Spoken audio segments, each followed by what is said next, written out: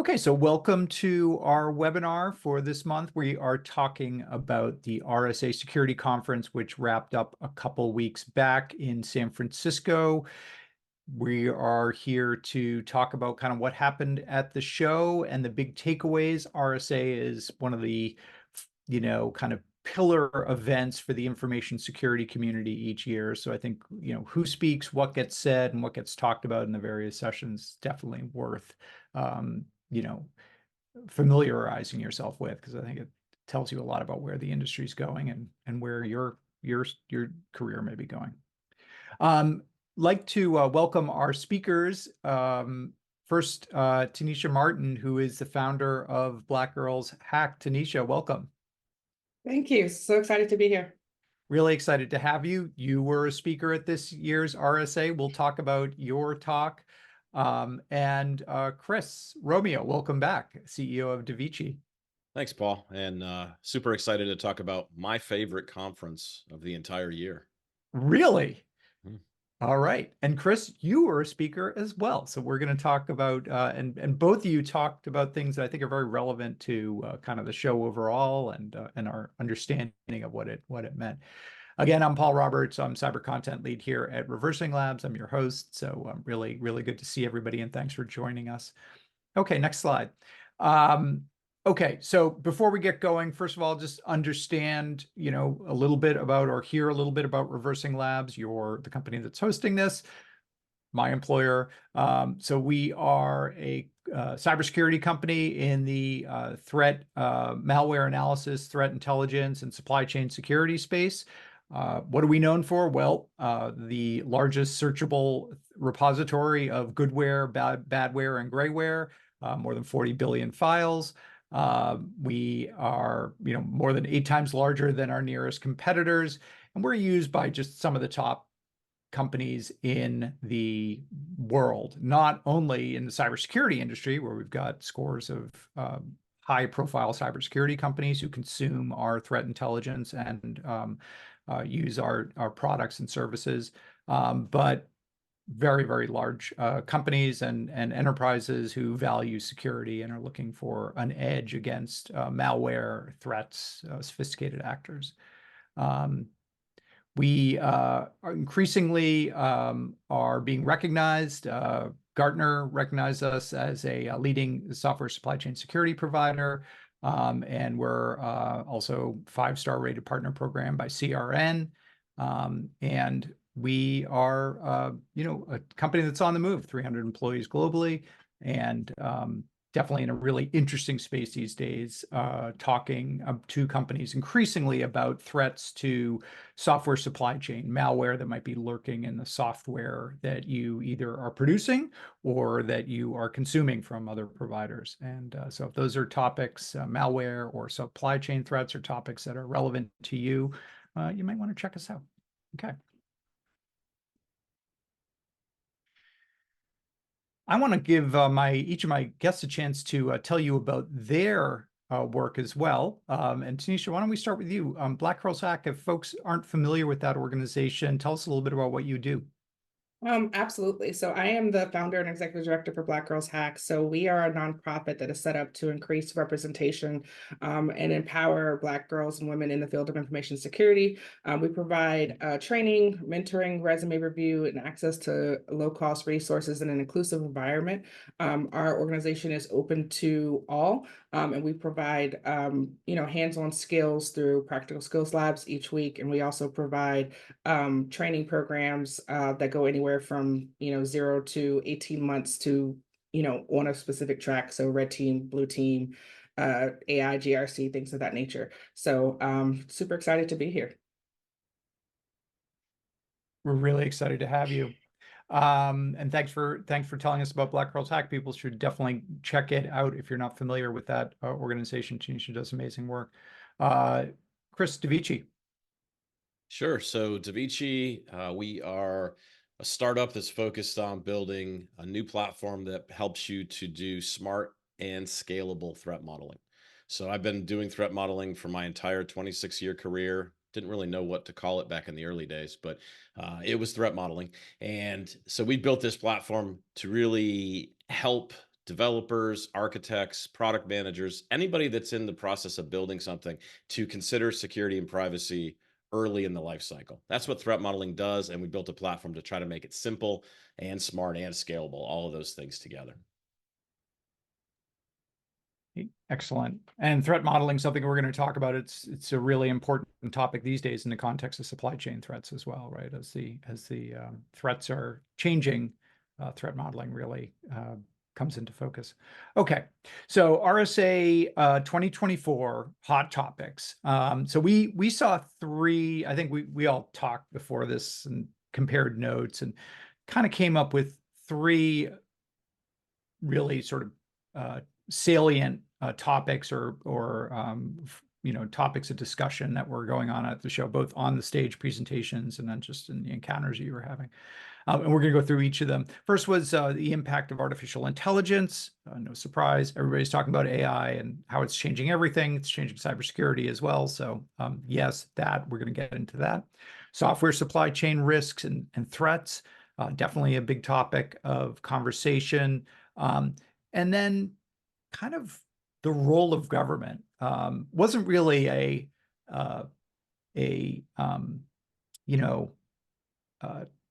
formal topic of conversation out at RSA, but it was definitely, if you're out there, it was something you were thinking about because there were a lot of folks from the federal government there, and they were speaking in very high-profile venues. And there's a lot going on. So we'll talk about all three of those. And then we'll talk about kind of what's coming next, what's coming down the road. Okay.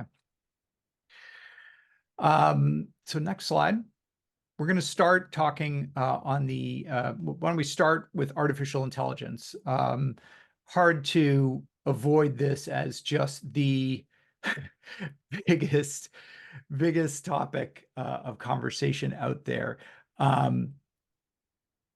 A couple things. I think, Tennisha, you were saying I think it was estimated around a quarter of all the talks either dealt specifically with artificial intelligence and cyber at RSA this year, or had AI as part of what they were talking about, which is pretty amazing. Those included, Tom Gillis, government talking about using AI to protect critical infrastructure. The Cloud Security Alliance had a whole summit that it hosted on kind of the intersection of cloud and AI and what that's going to mean going forward. I think more from a prospective, positive way, new capabilities. And there were just a bunch of other talks, AI models, how to protect AI models from tampering and manipulation, how bad guys are using AI, how good guys are using AI. So, Chris, I want to start with you. You were stationed in this kind of this kind of startup forum, surrounded by very early stage startups, and you were just saying that a lot of them were targeting AI. Just talk about kind of what you observed there. Yeah, so like you said, Devici, I had a booth up in the early stage startup expo. So there's 50 little kind of mini booths, and when I go to RSA, I always like to stroll around and just see what what other people are up to. And as I did a few laps around this building at different times, or this room at different times, and one of the things I noticed is I would say about a third of the startups in the room had AI in the name of the company. And so it was pretty easy to see Well, what A and they're I are both targeting. vowels, Chris. So I mean, Well, they're no, going to no, be in this a lot of was names. very prominently both capital letters. I'm not talking about small Oh, consonants here, okay. or one vowel and a consonant, or two vowels. But yeah, so but what I saw was lots of different companies that were trying to attach AI to many different, more classical approaches to products and things that we've seen in the past. And it really, I hate to say this, but I'm a bit of an AI naysayer at this point. I understand the value of this technology. I've played with large language models. I've dove deep into them. I've looked at OWASP's top 10 for LLM closely and talked to Steve Wilson, who leads that project extensively. And so there's a lot of really great things that are happening there. But as you had on that kind of last bullet there, I feel like we're in the bit of a hype cycle right now with this, with all the attention that we got to it. And so the way that I've been thinking about it is, AI was kind of we were in the phase of sizzle during RSA, but now the question is, when do we fizzle? Is there a Mm. 6-month kind of retraction here? Because 6 months, 12 months ago, I don't know if it's the same now, but people were writing investment checks. Oh, you have AI in your name? Here's your check. Go invest money in this idea. And so Mhm. I'm going to call that there's going to be a little bit of a correction here because there's just too much hype. And I didn't even get into the main floor, but I want Tennisha to be able to talk about that perhaps. But I think we're heading towards a bit of a fizzle. Tennisha, what are your thoughts? Are you AI skeptic? Are you a nay, that would be NAI sayer as well? No, I'm probably on the opposite end of the spectrum. When you look at RSA over the past, even if we look at last year, I think it was something like 5% of the talks were on AI.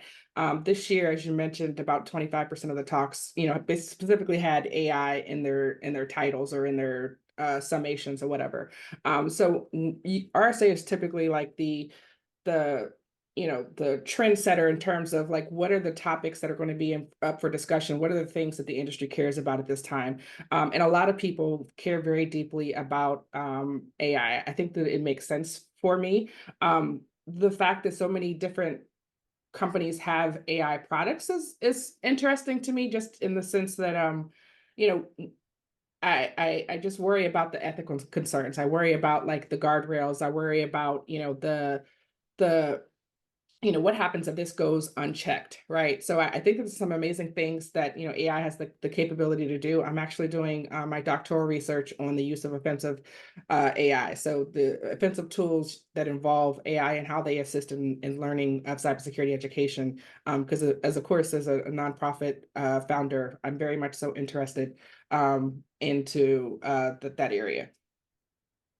Yeah, and Paul, can I just offer one more thought on this? So totally agree with Tennisha as far as like where the scope of the content was going for the conference. My take is I just saw too many people attaching AI to something, and that's what I'm saying I think is going to fizzle. Is I think a lot of Yeah. these companies are like, we're the AI SOC, we're the AI this, we're the AI Yeah. that, and I Yeah. think that's what's gonna be the market's gonna correct some, is my prediction. And we've all been in the infosec industry for a while. So we've all seen this is an industry in which change is really constant. But one, I think, byproduct of that is that you do get there is a lot of fad and kind of, there's a lemming-esque quality to to some of these. And we've all seen over the years, like, oh, this is the big idea this year. And like everybody's just kind of gravitating to this concept, whether it was, I mean, it's been so many things over the years.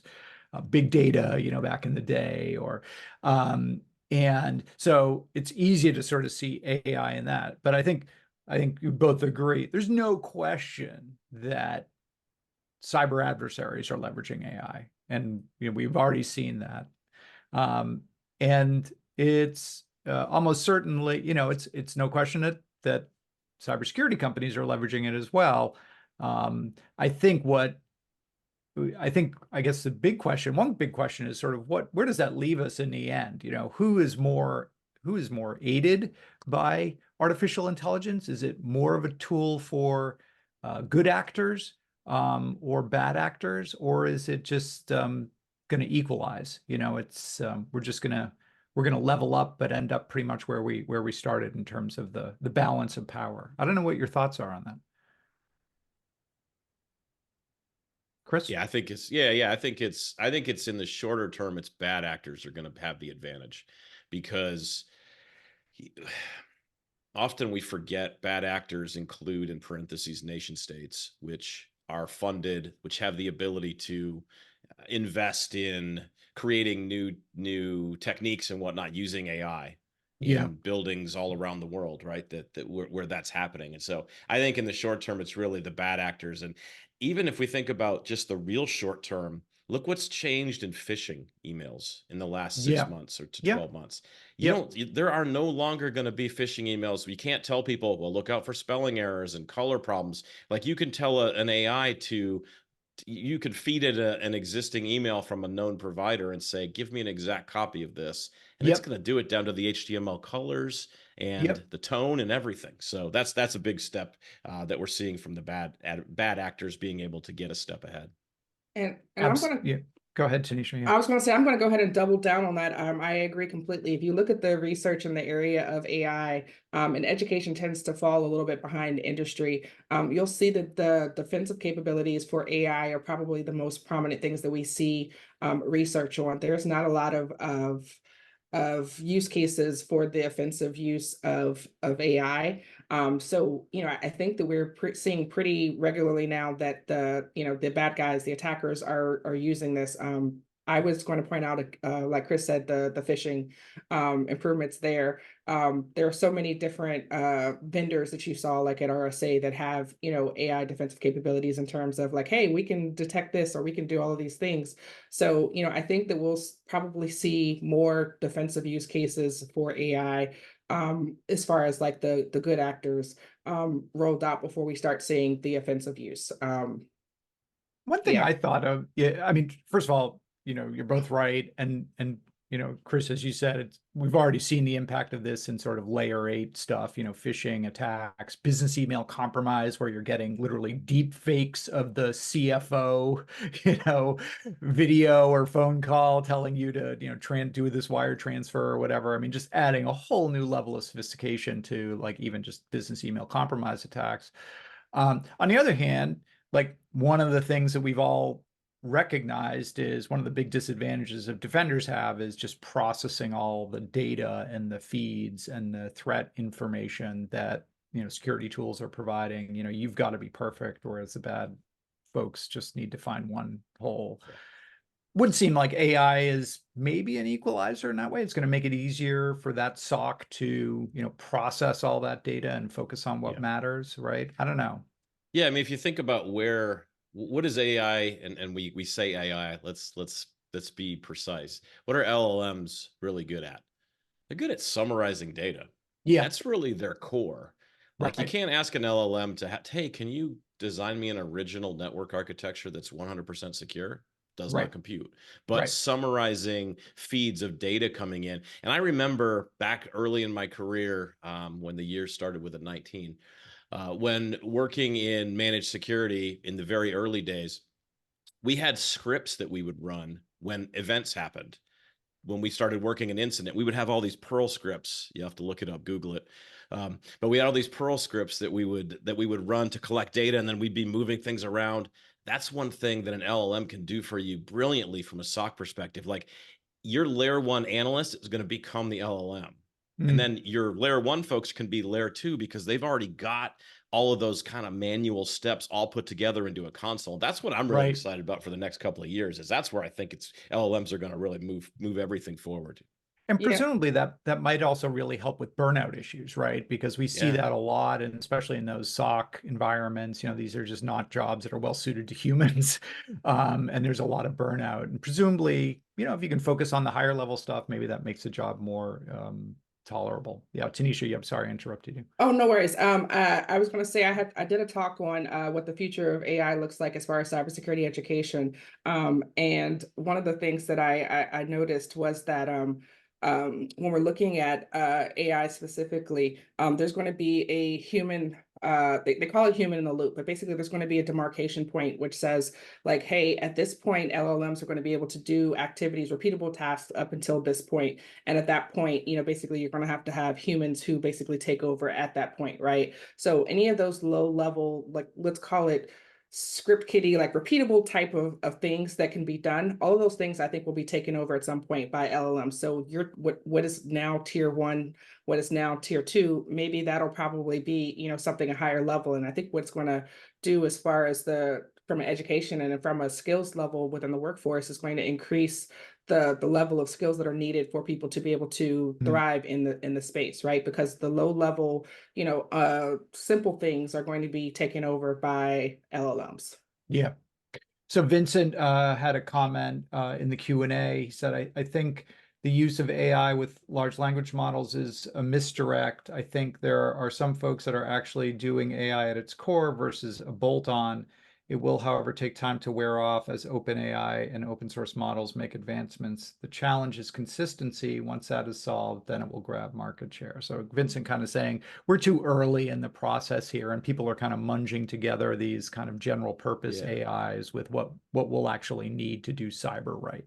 Yeah, my favorite question, Paul, to ask when someone tells me about their new AI company is, oh yeah, so what model are you using? And then if they kind of hem and haw for a second, okay, so you're using OpenAI. So you're not using a proprietary model. So you're using, so you're teaching so that I can make a copy of your product in the future. You're teaching, and I can use OpenAI and it'll have all the advantages that you've fed into it, right? And so but that speaks to Vincent's comment as well. Like that is the nature right now. People are bolting things up to ChatGPT and OpenAI in such a way that there's got to be we got to hurdle over that to taking open source models and then custom configuring them and training them based on your true use case and not relying on just public commercial models. General purpose. Yep. Absolutely. Here are a couple quotes. It says, Tom Gillis says AI gets weaponized by adversaries. The only way to stop those adversaries is making sure that you can use AI natively in your defenses. Sure. Ellie Burstein, AI is eventually going to give us back the advantage over AI-empowered adversaries because the upside of using it is really, really large. We'll see. Could be. But stay tuned. There's definitely more coming on this topic. Let's go ahead to the next slide. The other big topic, I would say, at this show was software supply chain security. Something that I think has been gaining momentum in recent years, certainly following the SolarWinds attack and others. This has become a major topic of conversation, and it definitely was this year at RSA. Chris, I think we're going to start with you because you gave a whole talk on this, secure and privacy by design converge with threat modeling, which was in part about identifying threats in supply chains. You talked about threat modeling. How do we threat model supply chain risk? So just give us a kind of reprise of your talk. Yeah. So really what my goal was with this talk and the research that I did behind it was, there's been a lot of attention on secure by design. Okay. CISA has been put out this great document, doing alerts. There's just been a lot of attention on this topic. But what I realized is while there's lots of noise, there really isn't implementation guidance on how to make this a reality.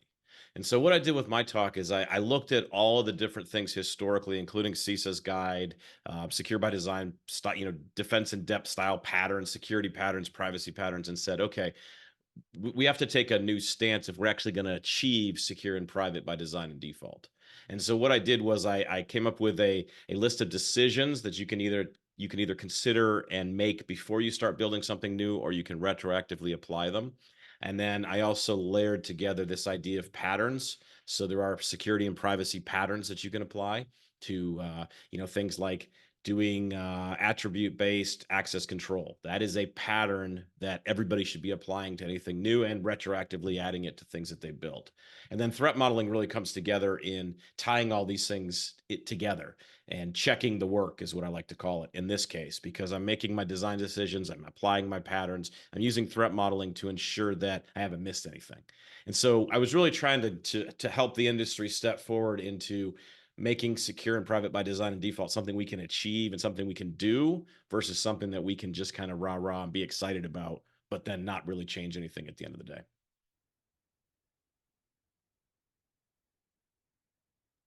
And what's your sense of where most companies are with this right now? Like, in terms of their, how they're approaching this problem? I think I'm not aware of anybody that's in front of this issue. There's lots of companies doing lots of things to improve software assurance, right? There's secure development life cycles, and there's all the different tools we have in RSAC that go into pipelines and DevSecOps and all these things. So I'm not saying that people aren't doing anything. They're doing lots of good things, but I have yet to see anybody who's really pinpointing CISA's definition of secure by design and building a program around trying to get to that outcome. because it's not a bunch of new pieces. It's a bunch of pieces and parts that exist in other places. It's just assembling them in such a way that your focus is on that end goal of releasing something that has really truly considered all the security threats and all the privacy threats, and has made design decisions and changes to ensure that that thing is as secure and private as it can be when it gets to production. I mean, one of the topics that tends to get focused on when we're talking about supply chain is this concept of software bill of materials. It's one of the things that, you know, the Biden cyber security memo, 14028, you know, really pushed. Number of policy frameworks and other, you know, guidance from NIST and CISA have also promoted this idea of having a software bill of materials. And there were a lot of talks at RSA on software bill of materials. One of them was somewhat controversially was Larry Pesky's talk, SBOMs for Evil, which delved into this issue of, you know, are SBOMs actually a risk, because by telling, you know, by publishing what is in your software, you're providing a roadmap more or less to malicious actors who might go poking around looking for exploitable vulnerabilities, what have you. Again, fairly controversial concept. What are Tennisha, I don't know if you have any thoughts on this whole SBOM focus, and if you think this is moving in the right direction, or whether SBOMs again are just giving the bad guys a leg up. I think that I would probably lean towards they're giving the bad guys a leg up, because, you know, one of the first things that you're doing from an offensive perspective is taking a look and trying to see, you know, what tools, what, you know, things are actually being used, what applications, what software, whatever. So if you give me a list up front, you know, that's publicly available, that just makes my reconnaissance and my, you know, that process a lot more easier, whether it's I'm a pen tester that's doing it, you know, for that purpose, or whether it's I'm a bad guy. So, you know, I think it's good that we're trying to, you know, make sure that we have like things like asset inventories and SBOMs internally, maybe, because you should have an understanding of, you know, what's within your house. But I think that we're going to continue to see this topic as a trend and as a something that's covered in RSA, I think, for years to come, regardless of what else changed. I think as long as we have software, this is going to be something that we're going to be discussing. Yeah, and I've so I didn't mention this in the beginning of our conversation here, but I've been lucky enough to serve on the program committee for RSA for the last 9 years or so. And so AppSec and DevSecOps is my track. And so I've been able to watch Larry's talk from the time we accepted it all the way through the development process. And so we chose it just because we found it fascinating. It was just a new take on SBOMs, because last year at RSA, we probably had 25% of talks on SBOMs. Like, it was just the thing that was everywhere. And so so we saw lots of submissions on SBOMs this year. Lots of ones that we passed on because it was like, yeah, it's just not really new and novel. We talked about it a lot. But then we got to Larry's and we're like, wow, this is a cool take, because it's like twisting around to the offensive side, but also making an argument for the value of transparency. And so he wasn't arguing against SBOMs, and he doesn't conclude that they're evil. He just was showing different ways that people can use transparency. And transparency is a good thing at the end of the day. It will push us to be better, and also may push us to not post SBOMs directly on our websites as public documents. But yeah, it was a great talk. It was a great thought-provoking, and that's something that we're looking for. Like, how do we get things to get people thinking outside of the way that, you know, the SBOMs stay inside of this little box? How do we step outside of it? Yeah. Let me just remind the audience, if you got questions or we're saying things that, you know, inspiring you to want to pose a question, use Q&A feature, and we're happy to answer the questions as they come up. Yeah, I mean, this kind of resolves to the security through obscurity debate that's been a thing in the information security industry, at least as long as I've been in it, right? I mean, back 20 years ago, it wasn't about SBOMs. It was about, you know, do we disclose vulnerabilities or do we keep them secret, you know? And the security community was like, no, you know, there's no security in obscurity. You know, if you know, vulnerabilities, we should publicize them. We should make people aware of them so that we can address them. SBOMs kind of the next step down the line, which is, again, sort of the list of ingredients, just like you have on your, the food that you buy at the supermarket. What's in this thing? How does it run? I think with the Avanti, Pulse Secure issue, we can see the real reason for that. Hey, did you know that VPN appliance is running a 12-year-old operating system that's end of life? Oh no, I didn't know that. And if I had known that, I might have made some different decisions about how and where I deployed it, or if I deployed it at all. So yeah, I mean, we can all see the security benefit, but of course, most of these things are double-edged swords, right? There are costs and benefits, and it's about kind of parsing those out. I think what I liked that I saw at RSA, and I mean, Chris, I'd be interested in kind of your thoughts on how the conversation around SBOM has evolved. My sense is people have sort of accepted that SBOMs are going to be a part of what they do as a development organization, software producer, and now it's really about sort of operationalizing them and figuring out what's the best format for the SBOM, how to make them operational and actionable. So we've kind of moved past the SBOM or no SBOM, or is this the solution or not the solution? What are your, I mean, you saw a lot of those proposals. What do you think in terms of where people are at with this? Yeah, I think part of my challenge with SBOM over the last couple of years, and I've been pretty negative on the topic for the last few years, really because there was so much excitement, so much of a big push towards them. But to your point, nobody knew how to operationalize the results or use them to gain enterprise value for your security program. And so we were going through and forcing mandates or forcing companies to have to go and create all these SBOMs. And think about a big company though. Like if you're a small startup like me, I can create an SBOM in the next hour. If I don't have one now, I can make it in an hour. I can run a tool. Imagine if you're a giant Fortune 100 technology company. You can't just run a tool. We're just going to run tool and generate it. Like you have to build a building full of people who are going to be your SBOM construction team. And so that was kind of my challenge with it. I love the transparency that SBOM provides as a security and privacy advocate. I want transparency into what is in the things that I'm using. I want to be able to see those, the components that are going into it. But I wish we would have spent more time on the operational front. Some of the excitement would have been on operationalizing this thing at the same time that we were mandating it, kind of just without really thinking about how it's going to get used 2, 3, 4, 5 years down the future in the future. Yeah. So we have a question or a comment from another one from Vincent. How do you see the solution to this challenge about educating developers compared to how developers learn today? Are there any good resources for educating developers about some of the stuff that we're talking about here around software supply chain risk and so on? I guess, Chris, that's a question for you, although Tennisha, it's a question for you too as well.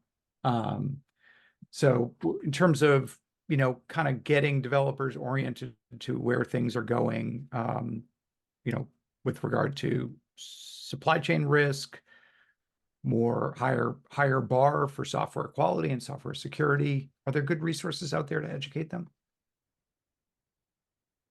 I think that there are, but I also think that it's very disjointed in terms of when we're teaching and educating developers, we're not teaching secure by design. We're not teaching like, hey, build secure code. In fact, I think up until recently, a lot of programs, the cybersecurity and the computer science were, completely different, disjointed programs, right? So it's like, hey, I could take a cybersecurity class as a developer, or I could take a programming class as a cybersecurity professional, but it's not together. And I think until we get to the point where we're teaching developers not just how to code, but how to do so securely, I think that it's just a matter of, that's why we have the OWASP top 10 that's been pretty much the same for the past couple decades at this point, and I think that until we start, showing them, how to develop code securely, initially when they learn how to, before they get programmed with all these bad behaviors and bad, practices, I think that we're going to continue to see this. Yeah, and I'll add a little bit. So I've spent the last roughly 15 years of my career trying to answer the Vincent's question, both at Cisco and with my first company's security journey. How do Yeah. we educate developers? And where I landed was with a couple of truths. Developers don't hate security. Developers are open to learning the security principles and things that they need to be successful in their job. And then the other truth is developers don't want to create insecure code. Developers take pride in the things that they build. That's what they do for a living. Like they want to build something that meets the requirements, but is also good and has a quality associated with it. And so my strategy in teaching developers, and we can even stretch it into AI and security and the challenges that exist here, is one, you just have to make it very practical. We don't need to we teach enough of the theory, but we don't spend half of our training time on theory. We spend just enough, because to be honest, you can't go directly to secure coding if you don't have some foundational theory. Like if you don't understand access control and authorization as a principle, as a policy, as an approach, it's tough to say, go add access control to your application that you just built. Like we have to have a little bit of theory there. But so that I think it's really about meeting developers where they are. Small amounts of training is how you work with them, because they still got to build things for a living. You can't just say, hey, let's go spend the next 6 months learning. They're like, well, I have user stories in this sprint that I have to deliver on, so I have a little bit of time to do this for you. But I'll throw out a couple of resources too to Vincent's question. Definitely OWASP is just, I like to refer to it as the treasure trove of AppSec goodness, because there's just so many things. And Tennisha mentioned just the OWASP top 10 for web, but we've got an OWASP top 10 for API. We have an OWASP top 10 for LLMs. We have an OWASP top 10 for Kubernetes. Who knew? We have a top 10 for Kubernetes. There's even a new one for open source software risk that I just saw in the last 6 months or so. And so the point is, like, there's a lot of good resources there. And OWASP, hey, it's not for profit. It's everything OWASP puts out is free and open source. So you're not paying for anything you find there. And you've got some of the best minds in the world of AppSec and ProdSec working on these documents in their nights and weekends to make them available to all of us. So it's that would be my recommendation for Vincent as a place to look. Okay, I think the final kind of major trend or theme we saw was just Uncle Sam, kind of the federal government having a very high profile at RSA Conference. That's not necessarily new. Federal officials have been coming to, this conference and others, for years, including, Black Hat and DEF CON. 20 years ago, it was like spot the Fed, they're all here on the down low, and and your job is to out them. Now it's easy to spot the Fed because they're, their name and title are right there alongside their place on the agenda. But a couple things worth noting. Obviously, keynote by U.S. Secretary of State Anthony Blinken, who laid out really a new strategy for international cybersecurity that basically has us just working very hand in hand with our allies globally around cybersecurity strategy and digital strategy. Obviously, this is mindful of this kind of new polarized world that we're living in with countries like China and Russia and Iran increasingly aligned, North Korea. I'm interested. I don't know if either you saw Secretary Blinken's speech or read about it, or just generally kind of thoughts on what we're hearing from this administration at this show, and any big takeaways on the position policies of the federal government as we saw at RSA. So I think that before, as you mentioned, they would be there, and it would be spot them, right? But I think that what's happening is that everyone's been playing in their own play parks, and everybody's been doing great, right?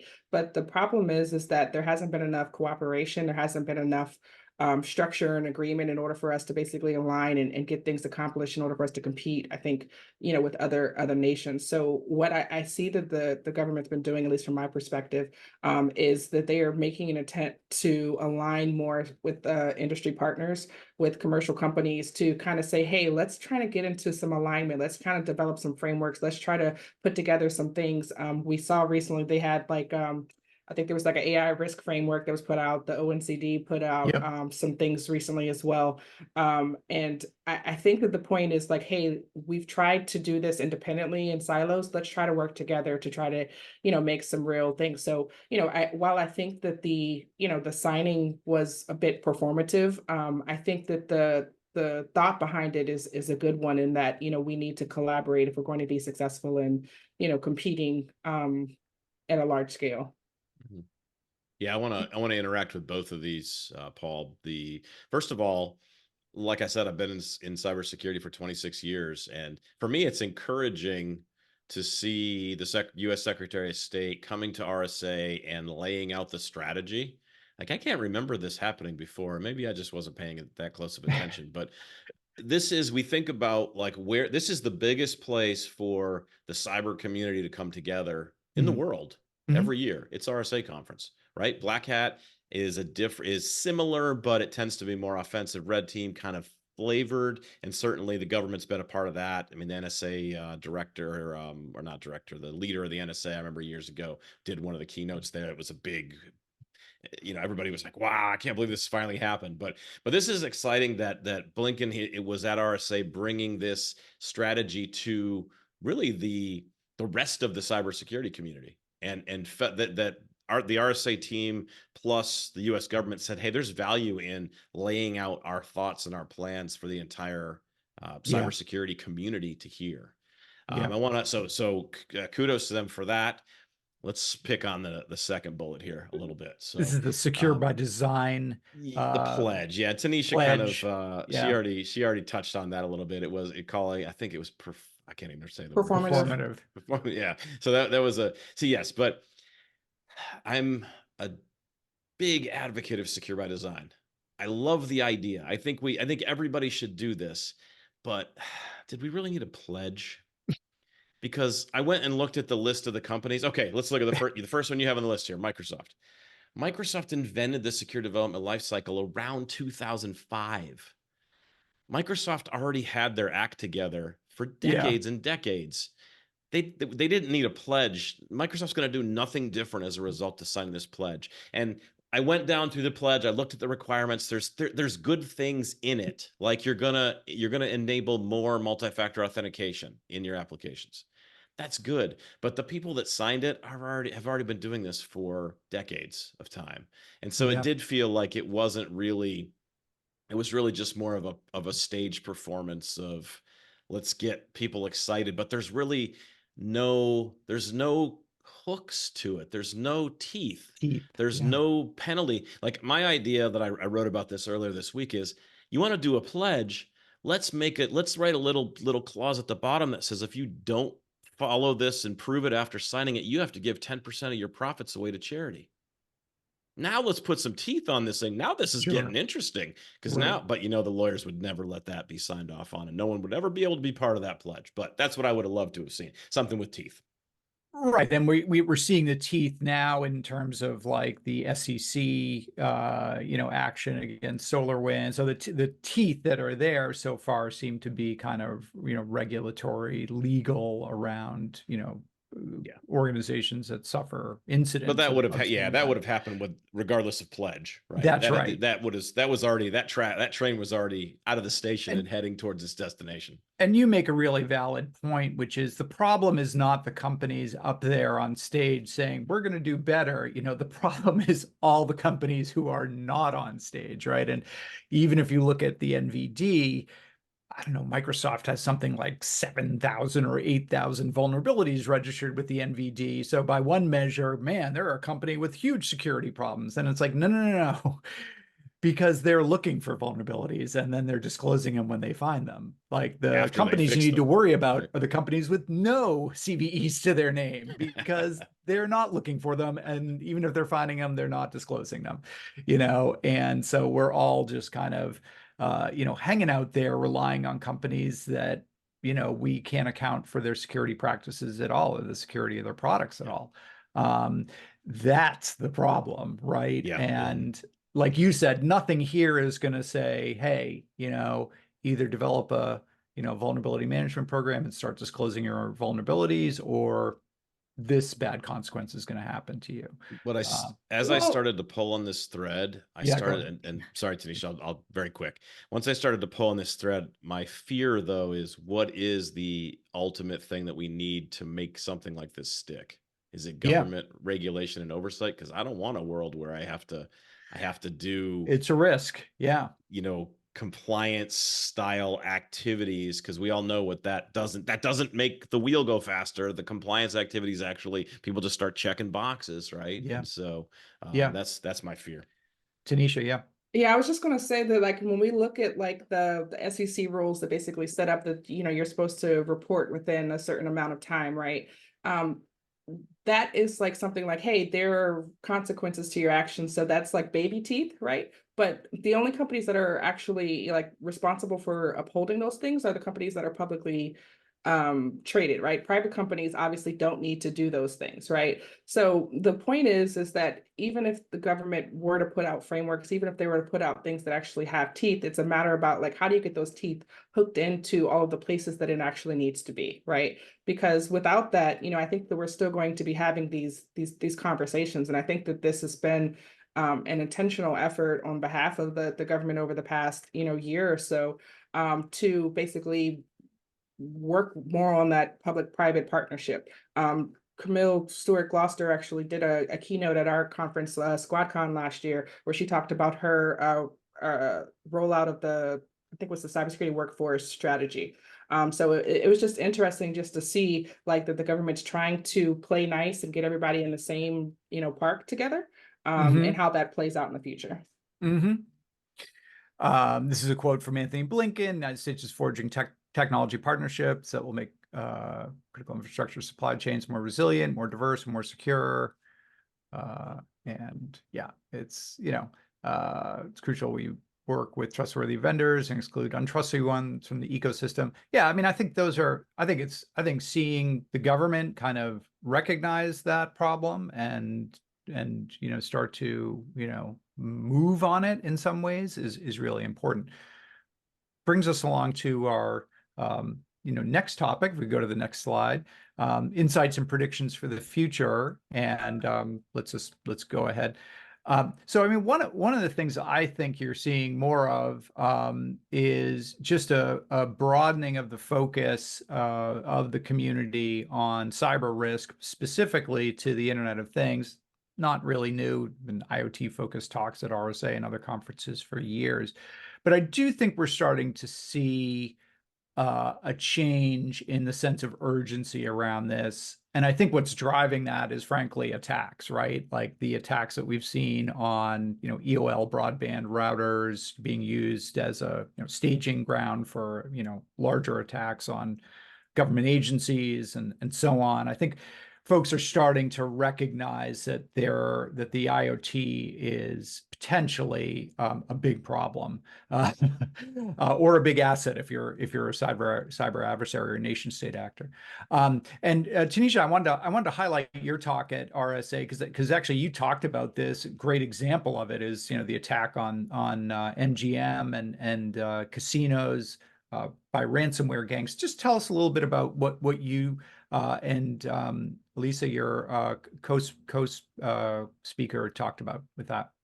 Yeah, so Dr. McGowan and I, we discussed basically the history of ransomware in the casino industry, and we focused on the attacks at the MGM and Caesars, which happened last summer, and basically what folks in every industry can learn. But it was because it was basically a lesson on, IoT device security and ICT device security. When it comes down to it, we have so many new widgets and apps and things and tools that are coming out, right? but a lot of those things which are being connected to our devices, so if you think about smart homes, for example, are not secured, right? So when you increase your threat landscape, especially like when you have within a casino, when there's like maybe multiple football fields worth of different devices that are connected to the internet, each one of those things is a possible point of entry for someone.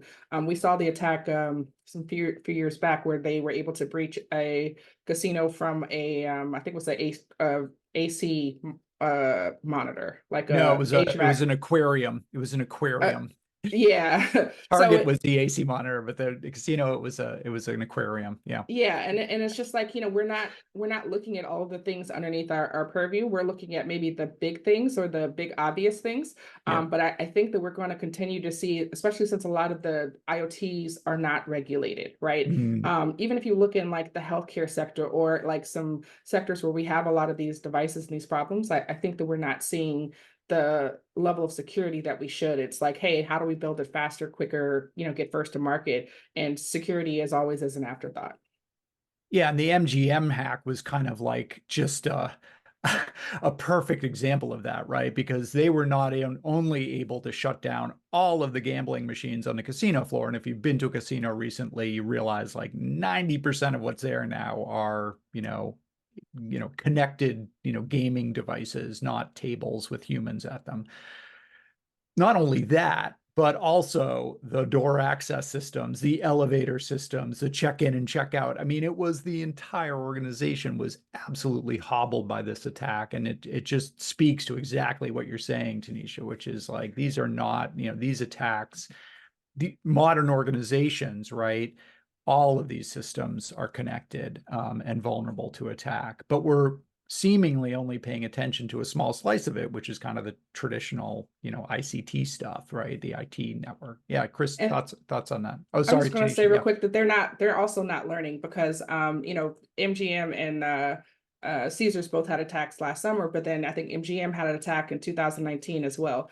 Yep. And you would think that from an industry perspective, they would be looking at the lessons learned to try to improve these things, because the fact that they had to do paper reservations, that they had to hand out physical keys, the fact that, you couldn't get onto like the elevator because they require keys in order to get up and down, and, just things of that nature. And I think there's something like 2,500 slot machines, at most of the casinos. It was just super interesting how, like, by not paying the ransom, they were basically buckled. And then Yeah. on the other hand, you also have Caesars who pay the ransom, and Paid the ransom. Yeah. there was no operational blip for them. So Yep. I don't want to, I told my husband, like, do not pay any ransoms. Let me go. It's fine. We don't negotiate with with terrorists. And I think that that's the way that it should go. Yeah. Chris, thoughts? Yeah, it's just eye-opening to see, and the case studies that Tennisha and Dr. McGowan shared really pinpoint this. The reliance that we have on technology can just completely shut down an entire operation.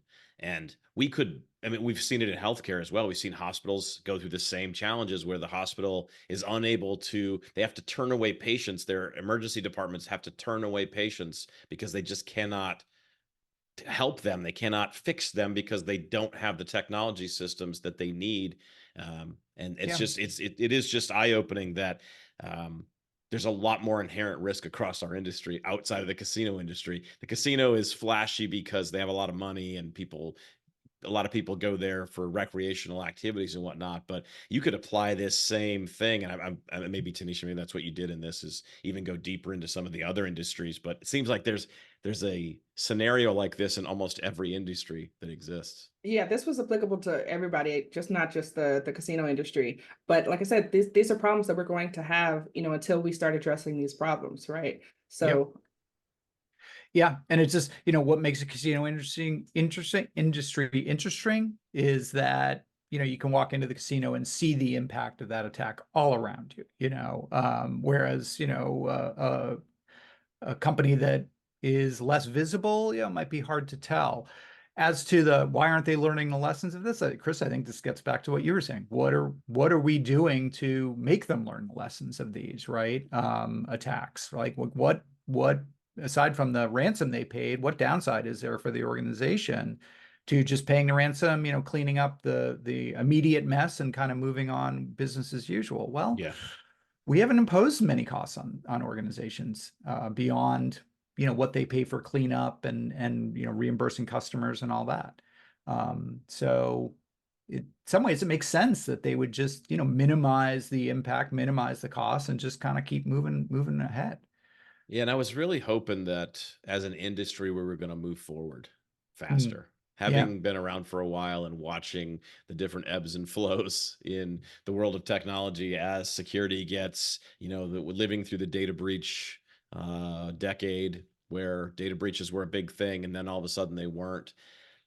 I was hoping we were going to move further along faster.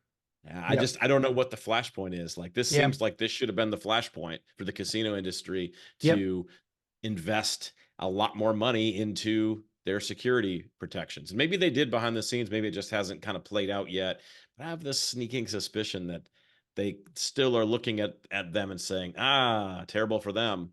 We're probably good over here. Yeah. We're going to buy more slot machines. That was the Yeah, More exactly. slot Yeah. machines. Yeah. Right. It's human nature.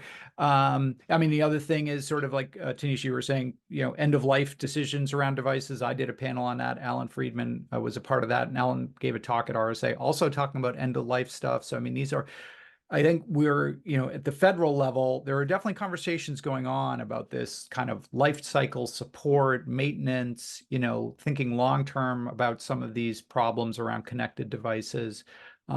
Just not so much in the policy kind of laws, regulations realm. This is still kind of 10,000 level, policy conversations.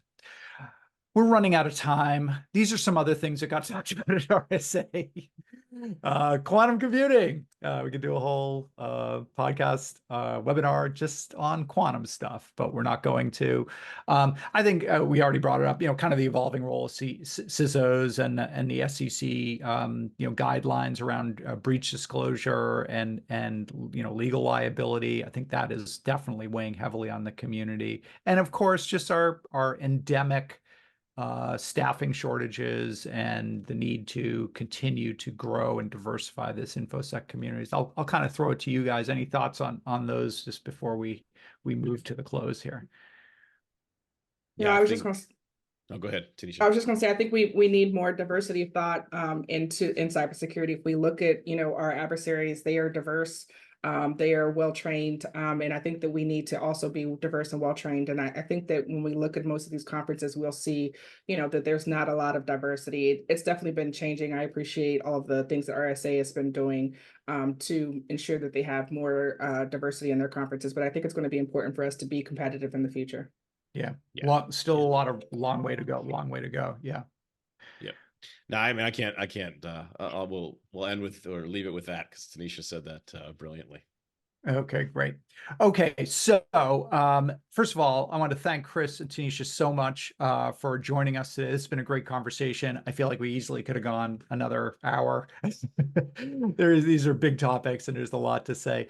And we've got more coming up. If you liked what you heard here, consider checking out some upcoming talks. We have Igor Lasek, who is our Senior Vice President for Engineering, and Josh Knox, who's a Senior Cyber Strategist, are going to be talking about outpacing virus total. A lot of changes going on around the threat intelligence market. And so just tune into that. And then we're going to have Jessica Barker on talking about Layer 8. She spoke at our booth at RSA, and she's going to join us on the 30th for a talk on cyber threats to the human element driving cyber attacks. We talked a little bit about that here. So just put those on your calendar. And I'm going to be talking with Dr. Barker. So yeah, look forward to it. And with that, I think I'm going to break. I wanted to thank everybody who joined us and thank Tennisha and Chris so much for coming on and talking to us. Really great insights. I loved having you both on, and we'll have to do this again. Thank you so much for having us. Yeah. Thank you. All right. Ciao, everybody. Thanks for joining us. And look for the link with the email with the link to this recording. It'll show up in your inbox shortly. Thanks.